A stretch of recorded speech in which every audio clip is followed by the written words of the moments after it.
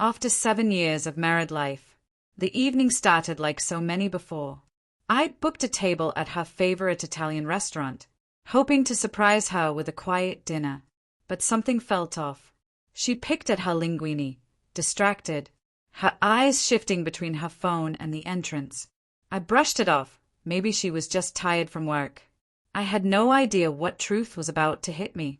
When the waiter brought our main course, I tried to ease the tension with a light-hearted story from my day. She didn't laugh. She stared at her plate like she didn't recognize it. Concerned, I gently asked if something was wrong. She looked up, her eyes distant, and quietly said, "We need to talk." I set my fork down slowly, a weight growing in my chest. She took a long breath, like she was about to plunge into cold water, and then said, "I've been seeing someone else." The words didn't echo. They landed heavy, final. I blinked, stunned, not angry, not emotional, just still. There was no dramatic breakdown. The world didn't stop. It just tilted slightly, enough to throw everything off balance. Around us, people ate, laughed, chatted, unaware that my world had just cracked. I reached for my water, took a sip, and quietly said, "Thank you for telling me." That caught her off guard. Maybe she expected shouting or tears, but I didn't have it in me, because deep down, I'd already felt something breaking for months. The late nights, the cold replies, the growing silence. She began to explain how it wasn't intentional, how their bond just formed, how she didn't mean to hurt me. It sounded rehearsed, like something she'd practiced again and again in her head. I didn't interrupt. I just nodded, not in agreement, but to let her finish.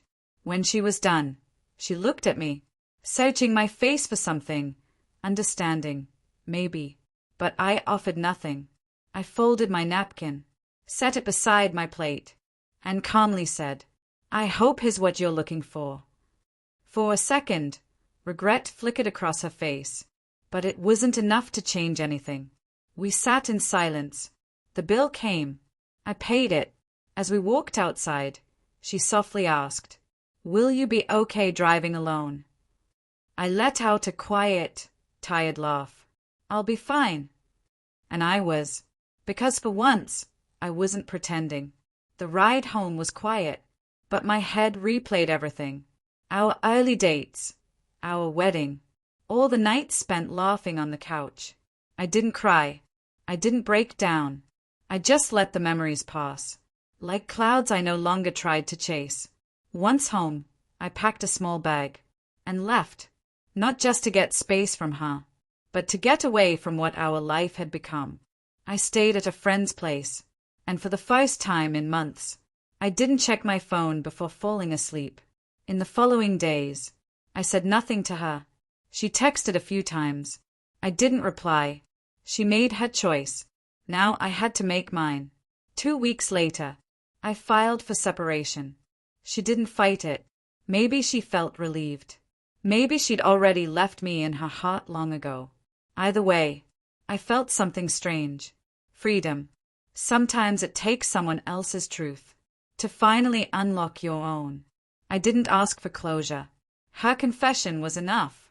Now, every morning, I breathe easier. The betrayal is behind me. I no longer share my life with someone who didn't value it. Looking back, I have no regrets. Sometimes, "Thank you for telling me," is all you need to say to begin again.